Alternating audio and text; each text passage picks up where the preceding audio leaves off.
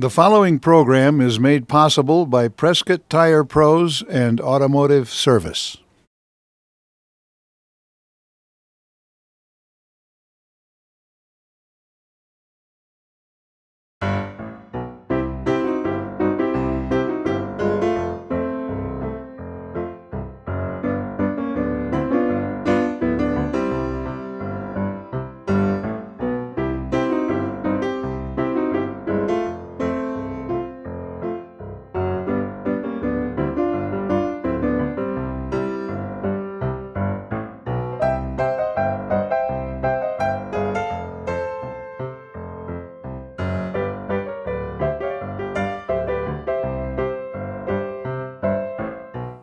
Bucky O'Neill, the Roughriders, names that ring constantly in the history of this town. Who were these people? Why were they so important in our past? We're about to get the answers to these questions. Hi, I'm John Krizek, your host on the Prescott History Hour. And with me here today to answer those questions and several others is my good friend, historian, and a colleague in the Prescott Chorale of the Westerners, and a Roughrider reenactor, Jay Eby. Jay, who was Bucky O'Neill? Bucky O'Neill was the editor of the Hoof and Horn when he was here in Prescott. He was also the probate judge at one time, a court recorder. He was the mayor of Prescott when he volunteered to go to Cuba and fight with the 1st United States Volunteer Cavalry, Roosevelt's Roughriders. And who were the Roughriders? The Roughriders were created during the Spanish-American War to serve in the Spanish-American War, and they were to come from the four territories of the United States at the time: Arizona Territory, New Mexico Territory, Oklahoma, and Indian Territory. So this was an idea of Teddy Roosevelt, was it not? To recruit real horse riders from the West. Roosevelt had bragged years before that he could put together men from the territories from the West and train them for light cavalry within a month. And that idea got taken to the Congress, and Congress authorized 3 regiments of mounted rifles for the Spanish-American War. So there was the Spanish-American War in 1898, and this opportunity came along, and Bucky O'Neill, who was the mayor of Prescott at the time, was one of the volunteers.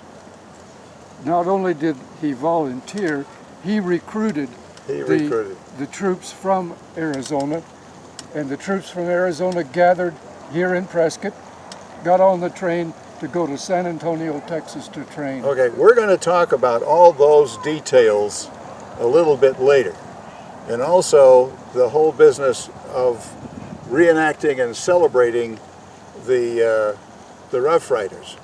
But tell me, what about this statue that we're standing in front of? The statue is dedicated to the 1st United States Volunteer Cavalry and a memorial to Bucky O'Neill.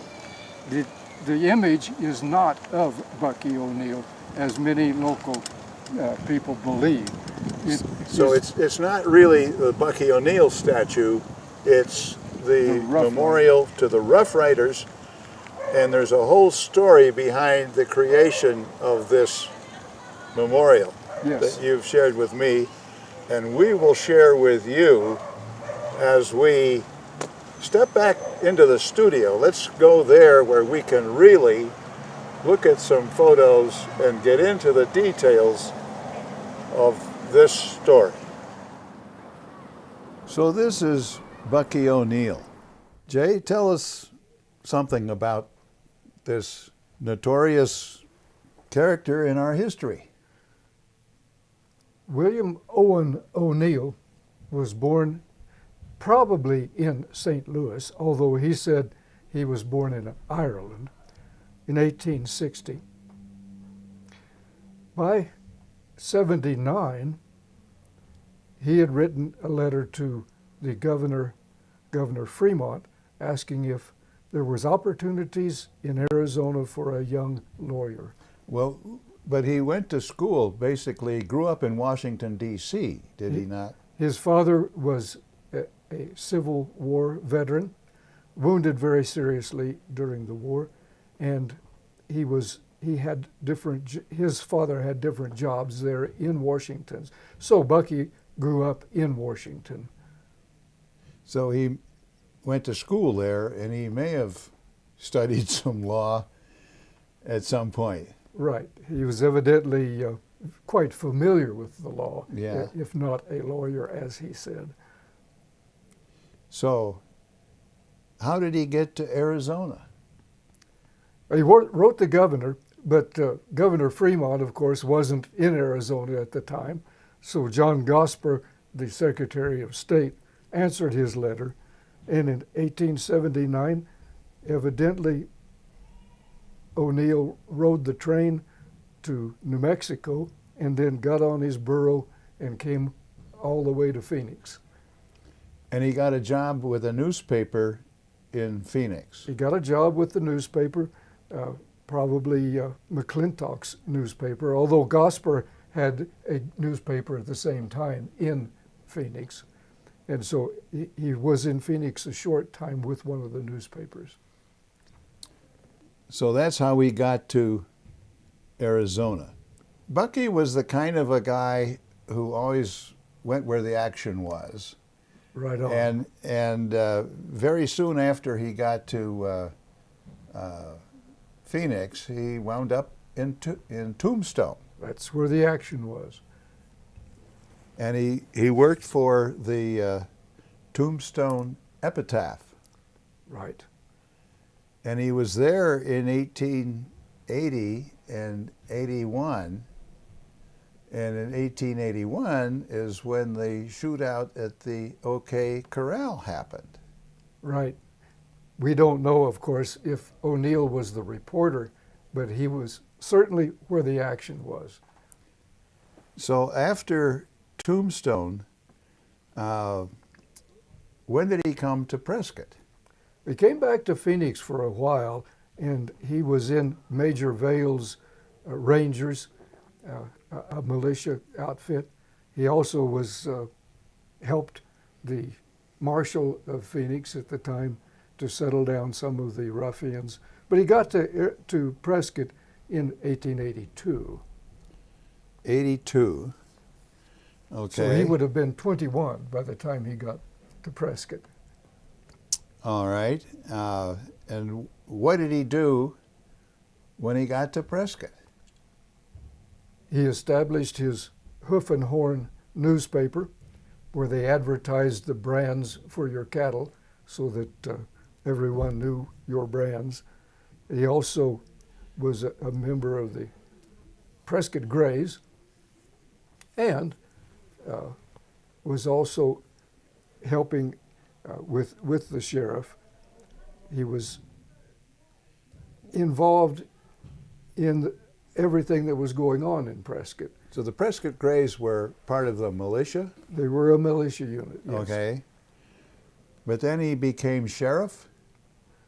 He was sheriff. He was elected sheriff in 1890, and immediately upon his election, there was the dam broke at Walnut Grove on the Hacienda, and the train was robbed at Diablo Canyon up by Flagstaff. So there's a story behind this train robbery, is there not? There is a great story behind. O'Neill organized his posse, took out after the bandits, chased them all the way into the state of Utah, and arrested them. There was a big gunfight, but everybody got arrested. And O'Neill brought them back to Prescott, all but one. One jumped off of the train on Raton Pass, and O'Neill jumped off, but he couldn't catch him. And so he only got 3 of them back to Prescott. But he captured the bad guys. He captured the bad guys, and when he applied for reimbursement for his expenses, the county wouldn't pay for his expenses that were not in Yavapai County. So his expenses through Utah, Colorado, New Mexico, and back into Arizona were not reimbursed. Not reimbursed. Well, too bad. There's another story that you've told me about when he was with the Grays. He was a witness at a hanging. He was a witness at a hanging. A fellow by the name of Dilda shot a deputy sheriff and was captured, brought to Prescott to be hung. The Grays were the honor guard at the hanging. And this was in the Plaza, right, in downtown? It was just east of the Plaza. East, yes. Okay. And when the trap door sprung and the body fell through, Bucky O'Neill fainted. He fainted. He used the incident later in a story that he wrote about a horse of the Hash Knife brand, and the hero in that story faints at a hanging, so he used his own hanging, his own fainting at that hanging as a part of his story. But he was involved in just about everything that went on in this town in that period, especially in the 1890s. Right. He was a judge of some kind. He was, well, first of all, when he was the sheriff, he was also the county assessor. He collected the taxes, and he had a big drive to collect the proper amount of tax from the railroads as they built their railroad through Arizona. He was quite adamant about that. Since you mentioned railroads, there's another great story. In 1892, the railroad had gotten here from Ash Fork, the main line up Right. from Ash Fork up here, but the railroad had not yet gotten through to Phoenix. Right. And there were many efforts to build to create a stagecoach line between here and Phoenix. And there's a great story from the Territorial Times. This is written by a Leland Hanchett, staging on the Black Canyon Road. And it says that this was a story that began early on a cold, snowy winter's morning in Prescott in 1892. And the passengers on this stage were Will Barnes, Price Behan, who was an old buddy of Bucky's, Bucky O'Neill, a young commercial traveler, and 2 sisters of charity dressed in their distinctive garb. 5 or 6 miles into the trip, the team started off down a steep grade at a fast trot when the coach was swaying and rocking like a ship in a heavy sea. And within a few moments, those inside were convinced that the driver was drunk and could not control his team. They were probably out about around Costco at this point. The men decided on a plan of action. Behan and O'Neill overpowered the driver, and Behan took over the reins. Handcuffs were snapped onto the driver's wrists. How come there were handcuffs on that stage? Probably because Bucky had them. Probably because Bucky had them. So anyway, the team was stopped. They threw the drunken driver into the big leather boot at the back of the stage. And at noon, they reached Big Bug, the regular mail station, where the driver was handed over for transport back to Prescott as a prisoner. There was no other driver available, so Behan agreed to drive the team on to Gillette, some 35 miles to the south. Rain was falling in torrents, and the Agua Fria must be crossed to reach the stage station on the southern side. Now, this is somewhere in the vicinity of the Rock Springs Cafe, right off of the 17. I think Gillette was a mining community a couple miles south of there. But at nearly midnight, the stage rolled out of the Black Canyon onto the gravelly bank of the Agua Fria. The stage stopped a few yards from the water's edge, and so they could see the lights of the station, but this boiling, turbulent river was between them and the lights. The four men studied the situation. They were willing to cross, but what of the two sisters? The two women were huddled together in the dark vehicle, shivering with cold, where O'Neill told them of the situation, and they decided it was worth the risk, and they trusted these guys. So the elder of the two women said, "You decide, we'll leave it up to you and in the hands of our Heavenly Father." So they started across, and they agreed Behan would drive, and O'Neill filled a bucket with stones so he could throw them at the mules to keep them going. So the two other men, each with a sister of charity on his side, were to stand on the upstream side of the vehicle. So they're holding tightly to the rail on top. They were to lean as far back as possible to act as a counterbalance against the tremendous pressure of the stream against the side of the stage. Behan loosened the brake, and they started across. O'Neill is pelting the animals with rocks to try to keep them going, and lashing them with his whip. As the gallant little leaders struck deep water and began to swim, they were swept around with the current and downstream. The longer-legged wheelers, I guess they put the longer-legged mules closer to the coach, and that's the way they did it. And they were forced to swim. And finally, the huge stage floated free. The water was up to the knees of the four clinging to the side. Each was leaning back just as far as their arms were allowed to keep the stage from overturning, while Behan did his best to keep the team headed towards the farther bank. As the stage swung around in the stream, the wheels on the lower side struck a rock, and they thought for a couple of agonizing moments as if they'd be turned over in the water and all would be lost. And just at that critical moment, the two little lead mules touched bottom, and with the points of their feet clawed and tore at the steep bank. Gradually they got the stage to move ahead. The long-legged wheelers also touched bottom, and they clawed and dug as they realized the need of using every ounce of power available. Inch by inch, second by second, the heavy stage began to move through the water towards the bank, and gradually, on an even keel, the going was steep, and it took the last rock in O'Neill's water bucket, plus Mitch yelling and slashing of the whip, to get the whole outfit safely onto the solid land.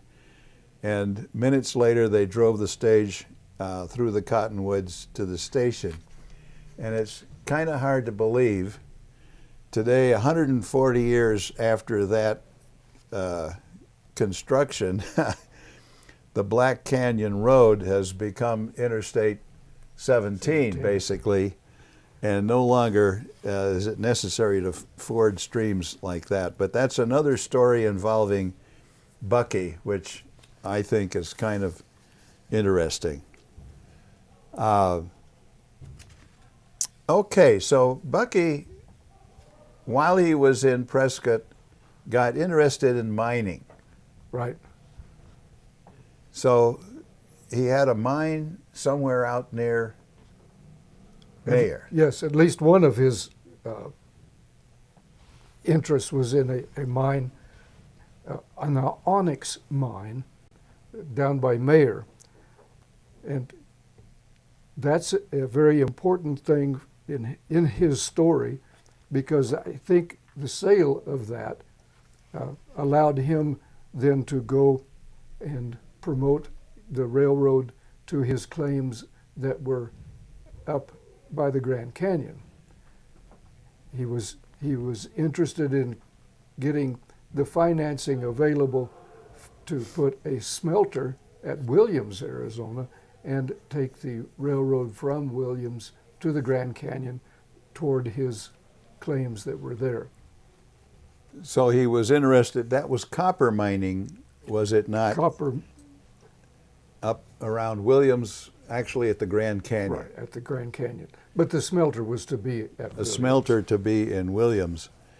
So he built a cabin up there He built a cabin, at the Grand Canyon. and you can still rent his cabin for the night at the rim of the Grand Canyon on the south rim. Yeah, and it's today part of the Bright Angel Lodge Yes.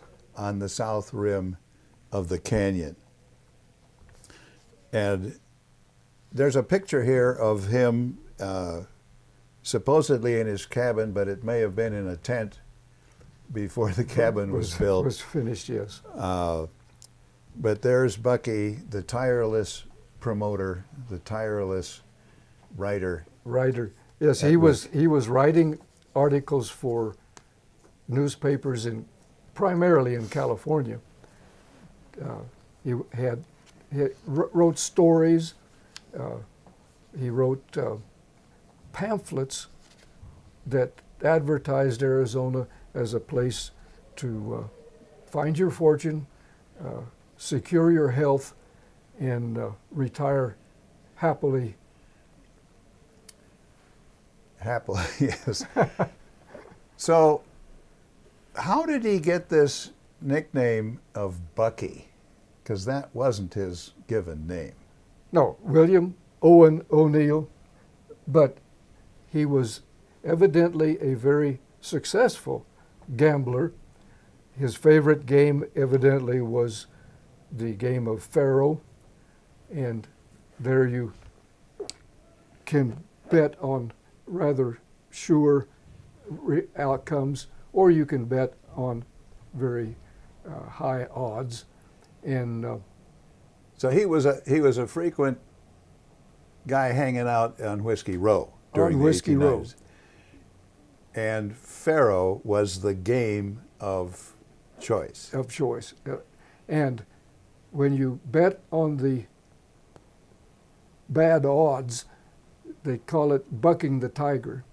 And so he was bucking the tiger evidently very regularly, and he got the name Bucky from that. And he obviously liked that because he used it The rest of his life. The rest of his life. The rest of his life. Well, that's interesting how Bucky O'Neill got the name Bucky O'Neill. We're going to take a break here. I'm John Krizak, host of the Prescott History Hour, and with me is Jay Eby, historian and a good friend in the Westerners. And we'll be back in a minute because there's a lot more to tell about Bucky and what happened to him that led to the statue in the square.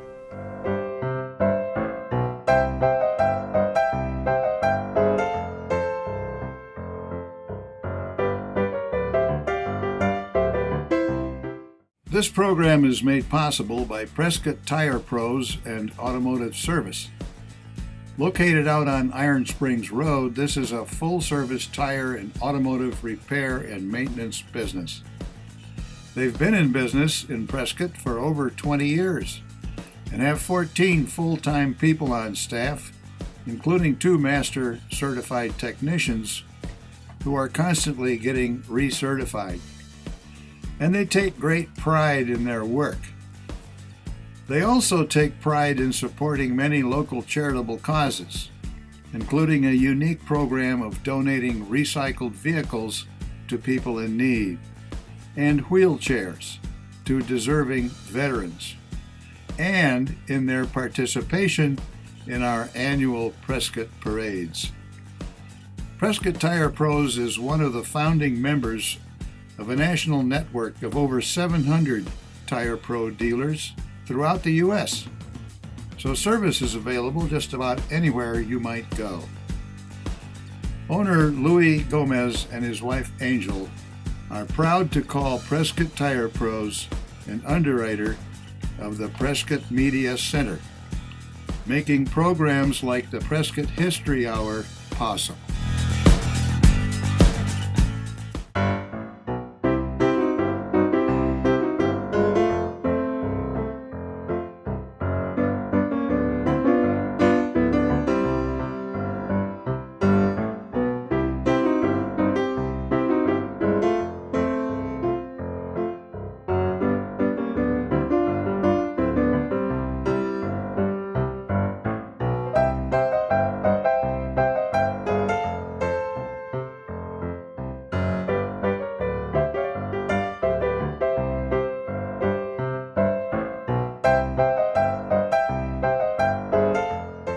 Welcome back to the Prescott History Hour. We're in the studios here at Channel 64. And I'm John Krizek, the host of the Prescott History Hour, and with me is Jay Eby, our expert on Bucky O'Neill and the period of time that he represents in our history. And by the way, this picture behind me on the wall is a picture of the intersection of Gurley and Montezuma, which was probably taken about 1905. Now, we were talking about all of the things that Bucky Owen did for this community in the 1890s. Did he ever get married and have a family? Yes. Bucky O'Neill married Pauline Schindler. She was the daughter of the captain at Fort Whipple. So again, we're involved with the military. Yeah. And Bucky O'Neill, he was elected also as probate judge. And as probate judge, he was also then, as it was in those days, the superintendent of schools for Yavapai County. So he's involved in the education process as well as law enforcement and and all. Bucky and Pauline had a son who died in infancy. They also adopted another son, and they had their house on Sheldon Street, about where the Waffle Iron Yes, restaurant the is. house on Sheldon, and there is a historic marker today on Sheldon in front of the Waffle Iron restaurant, which we all drive by and never take the time to look at, but there it is, and that's where Bucky lived when he was doing all these wonderful things in Prescott. And then came 1898. 1898, And Bucky was elected mayor of Prescott, Okay. and the war with Spain was in the offing.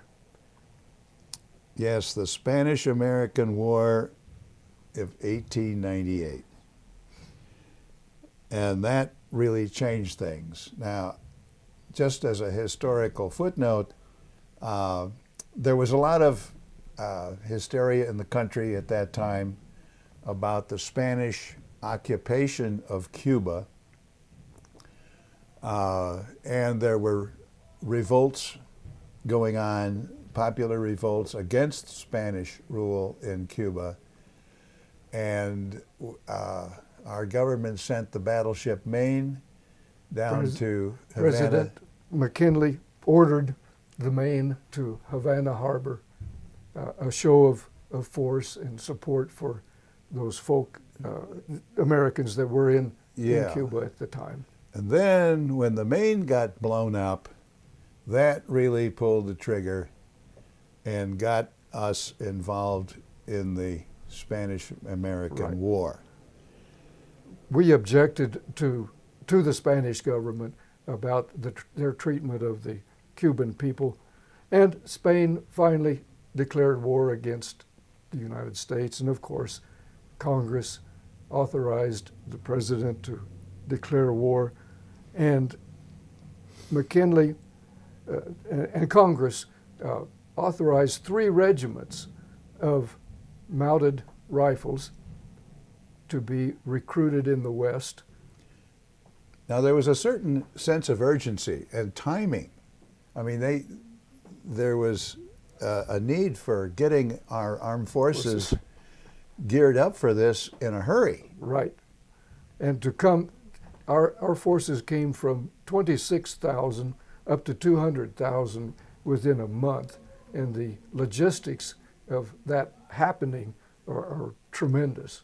Now, I understand that Teddy Roosevelt at the time was Assistant Secretary of the Navy, Yes. and he had been bragging about how he could take Western volunteers, Right. people from the West, who knew how, when they were going to establish this cavalry, Right. he could take Western volunteers who knew how to ride, they knew how to shoot, they knew how to camp, and he could train them for this military service in a month. Right. So then what happened?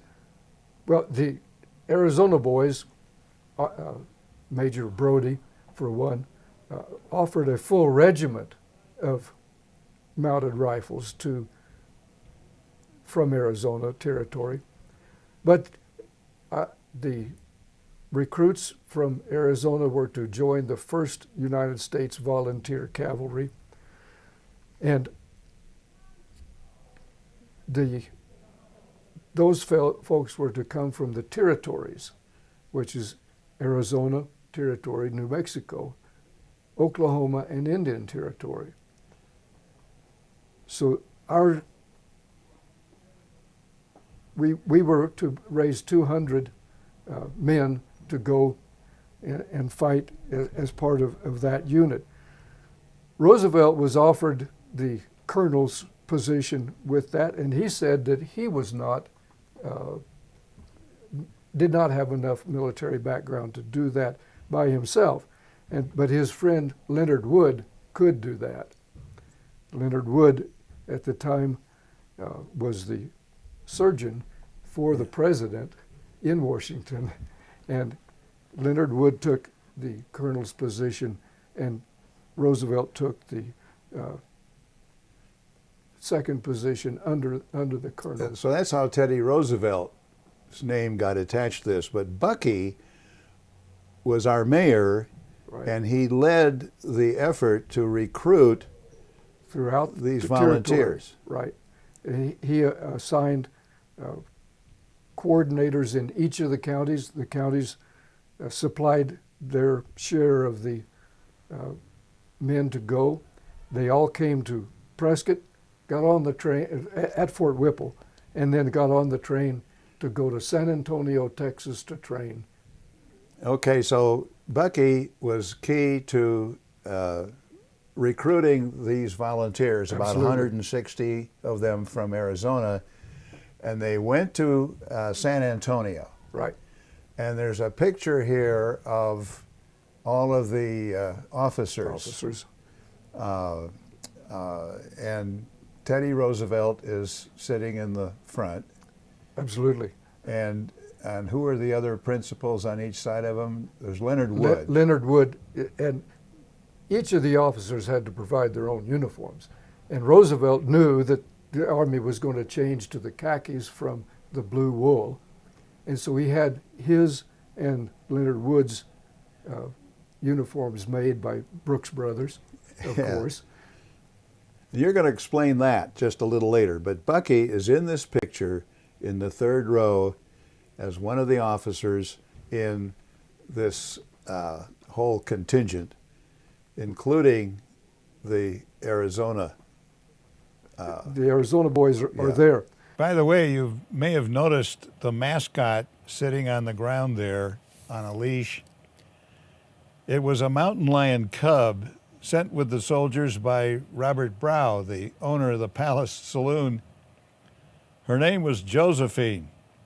She didn't make it to Cuba, but she did make it back to Prescott with Major Brody. Bucky and his group, Major Brody leading that group, arrived in San Antonio first, the first troops to get to camp, and they got assigned as Troop A, Troop B, and Troop C. So the Arizona boys were the first to get all of their equipment, the first to get their They horses. were Troop A. They were Troop A. And they got their horses there. Right. And then they went to Tampa, Florida.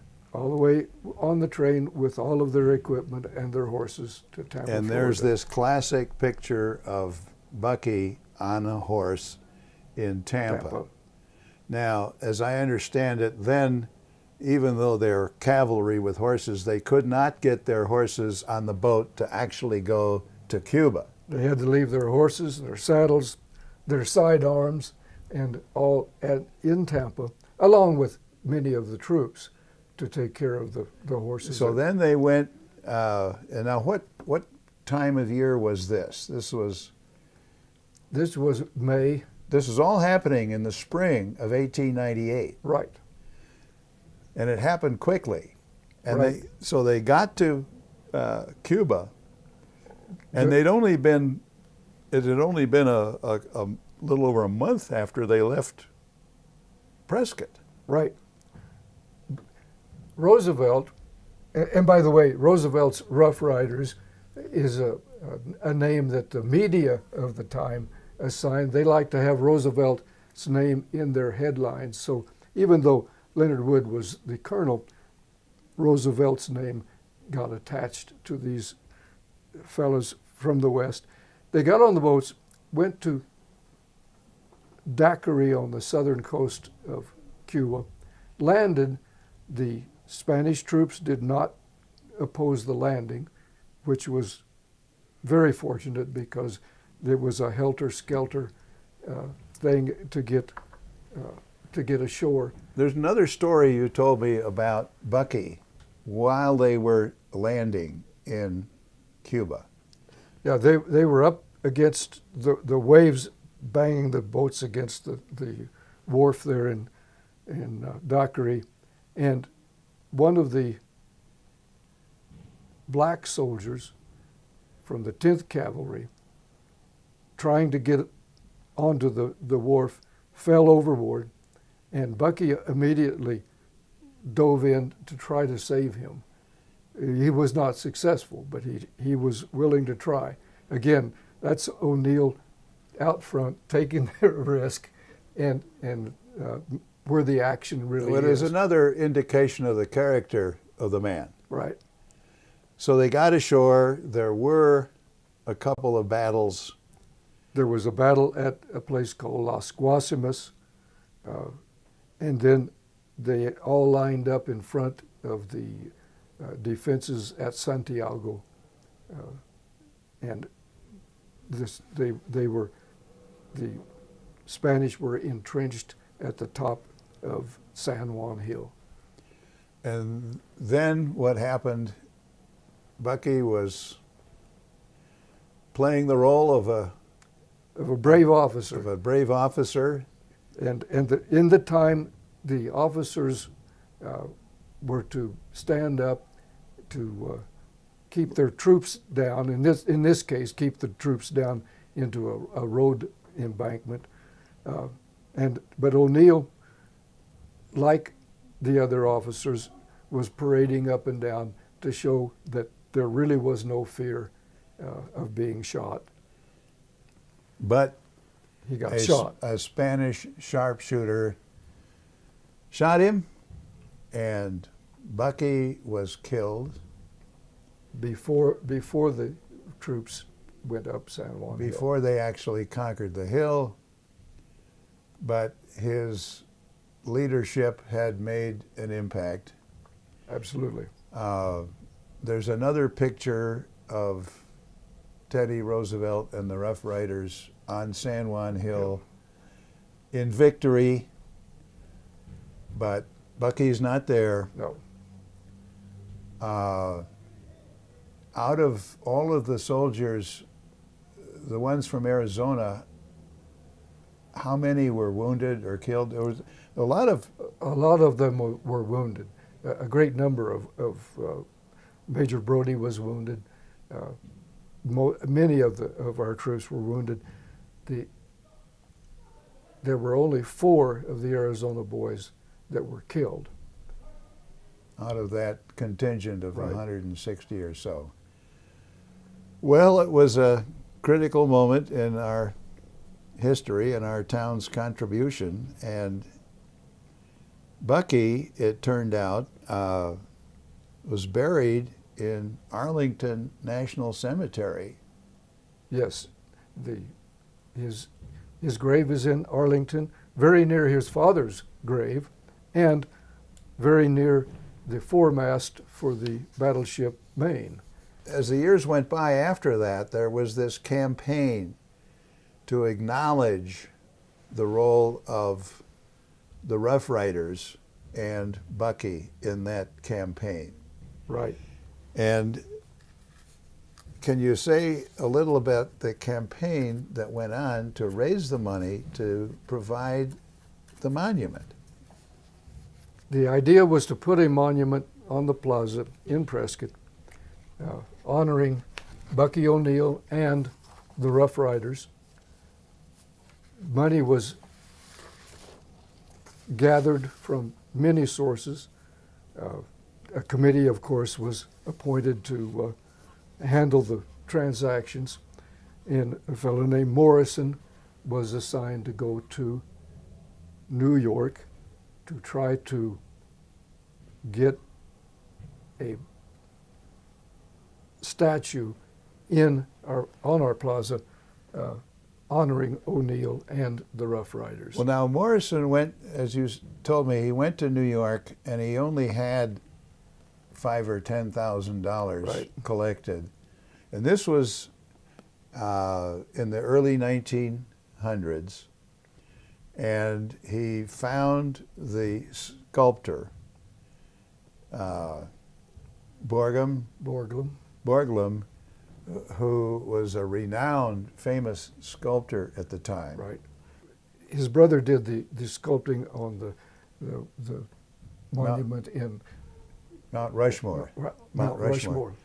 Well, and there's an exhibit about Borglum in the Phippen Museum here in Right. town also. Anyway, so as the story goes, he met this famous sculptor. He didn't have anywhere near enough money, Right. but he presented the request, and Borglum said, "Yes, you will have your... You shall have your monument. You shall have your monument."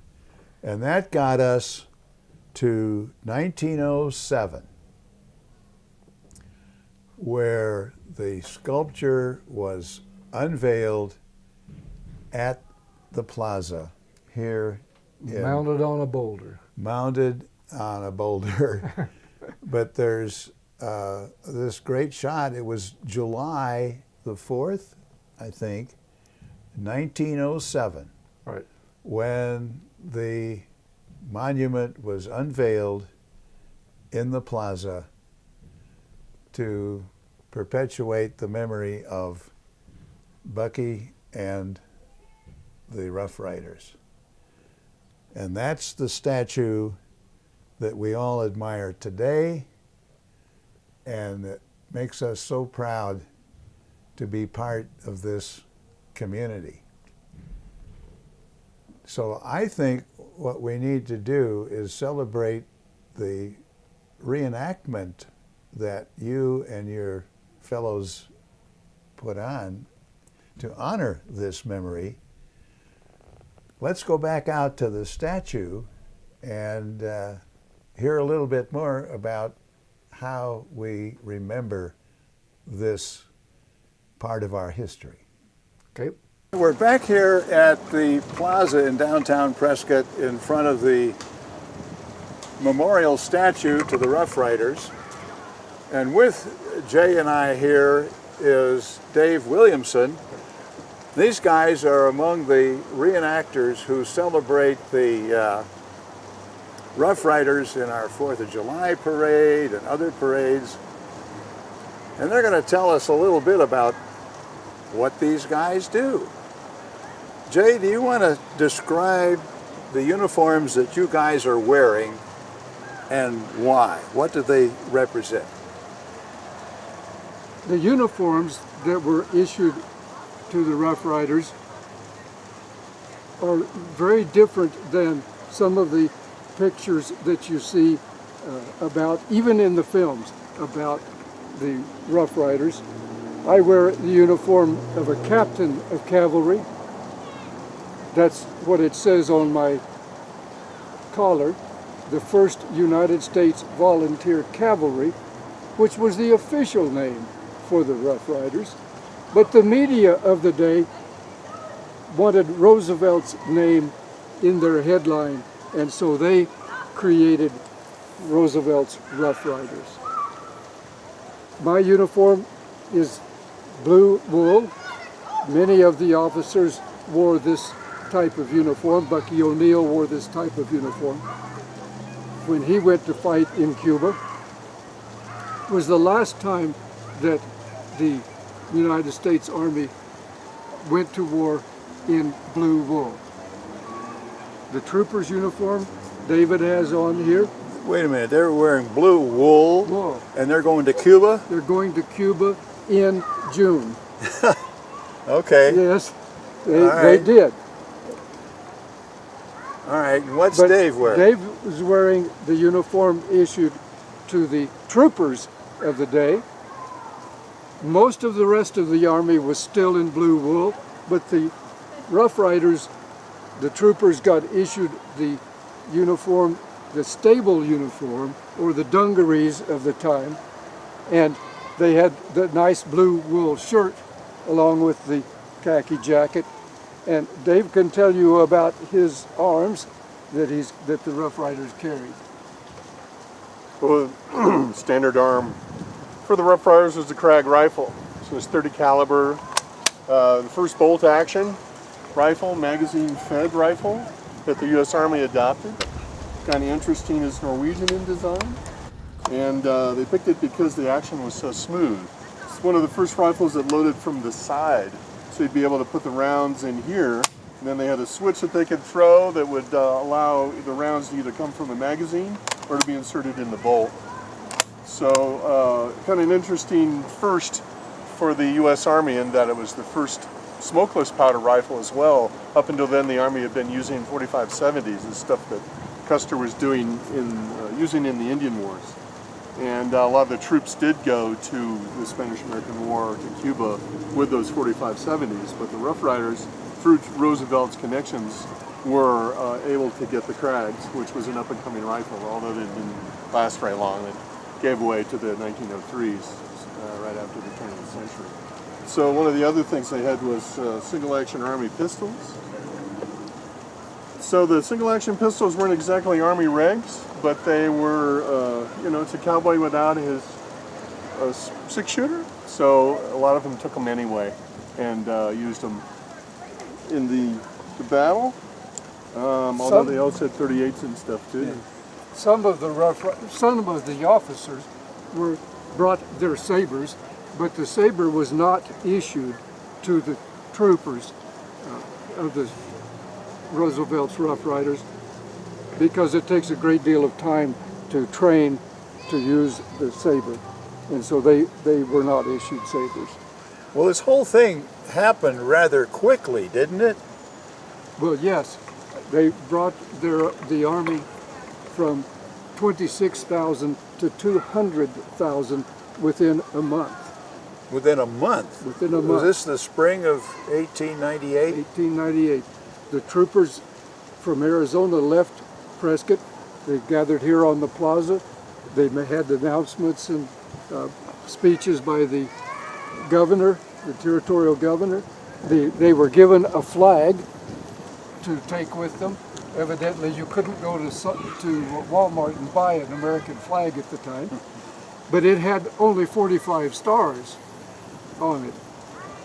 The men from Prescott, particularly Mr. O'Neill, Bucky wanted his star, the star for Arizona, on that flag. They wanted to be a state. Yeah, the idea of Arizona Territory becoming a state was percolating at that time. Absolutely. The governor of the territory, of course, was appointed by the President of the United States, not elected by the people. The people here wanted to be a state. So they gathered here. You know, one of the stories that we've heard is how the Roughriders gathered, and there were 40-some saloons or watering holes between here and the train station, and they hit them all along the way. That's a story? That's a story, and that's, they did gather here on the plaza, marched to the train station, and got on the train and went to San Antonio, Texas to train. Okay. But they may have hit a few watering holes on the way to the train station. While they were gathering and staying at Whipple Barracks. And did they take their horses with them? No. They did not. By the time when they got to Tampa, Florida, to get on the boats to go to Cuba, there were not enough boats to take all of the troops or their horses. And so all of the cavalry that went left their horses and part of their regiment in Tampa and got on the boats and went to fight in Cuba afoot. Afoot. But when they left here, did they leave with their horses? No. They the did horses not. were issued while they were in San Antonio. In Texas. Yes. Okay. Well, now, some years ago, you told me that there was a movie made about the Roughriders. And you guys actually went to Florida as part of that movie. Can you tell us Yes. about that? Well, yes, NFL Films was making a movie about the Spanish-American War. Not specifically about the Roughriders, but about the Spanish-American War. But part of their scenes included the soldiers that went up the hill in Cuba to set the Cuban people free from the King of Spain. And so they asked us to go with them to Florida, to Tampa, and make the film that they were making for the History Channel. So that was in 2004 when you guys were in Florida helping to make that film about the Spanish-American War. Great. We're really fortunate to have in Prescott the Roughrider reenactors, and we'll look forward to seeing you guys in the next parade. And thank you for all you do in celebrating the Roughriders and the role of this community in the Spanish-American War. Thank you very much.